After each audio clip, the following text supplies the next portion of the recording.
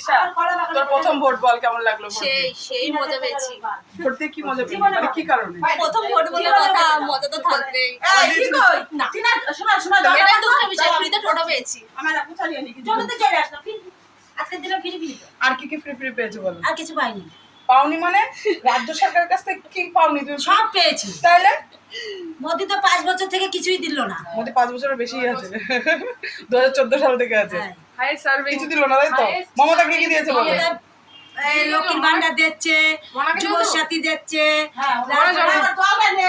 তার মানে আমার বৌদি একদম মমতা ফ্যান তাই তো? মমতা দিদিকেই চাই। আর কি আর ব্যাপার? তোর তুই কাকে ভোট দিয়েছিস? আমি সবাইকে পেয়েছি। হ্যাঁ ওটা আমি করতে কি বলছি বলছি আমি সবাইকে দিয়েছি। ভালো হয়েছে, ঠিকই বল, গুড গার্ল। বাবু কাকা কষ্ট তুমি কাকে দেবা? বলো, আমি সবাইকে দেব। বাবু তুমি কাকে ভোট দেবা? আমার কাছে আসবে। আমার ইলেকশন চেক দিছে বাম। কত ভোট না তার কাছে কিছু আমি তো ভোট নষ্ট এত ফুলের গন্ধে মাথা নষ্ট, বাম লাগে। বাবা কেমন ডায়লগ আছে। মা তুমি দেখে দেখো। আমি দিদিকে চাই আর কিছু কাউকে তুমি চাই না। তাকে যাও। সেটা আমার ব্যক্তিগত ব্যাপার। দিদি এতক্ষণে একটা ভালো আনসার পেয়েছি, যেটা আমি নিতাইকেও কোনোদিনও বলি না। নিতাই আমাকে বলে ভোট হলো ব্যক্তিগত অধিকার, সেটা তুমি যাকে ইচ্ছা দাও, কাউকে বলার দরকার নেই। নিতাই কাকে ভোট দেয় আমিও জানি না, আমি কাকে ভোট দিই নিতাই জানি। অ্যাকচুয়ালি আমরা কাউকে বলিও না ভোটটা আমি, হ্যাঁ আমরা জানি, মনে মনে জানি সবাই, আমরা জানি ভোট আমাদের ব্যক্তিগত ব্যাপার। ভিডিও করছিস?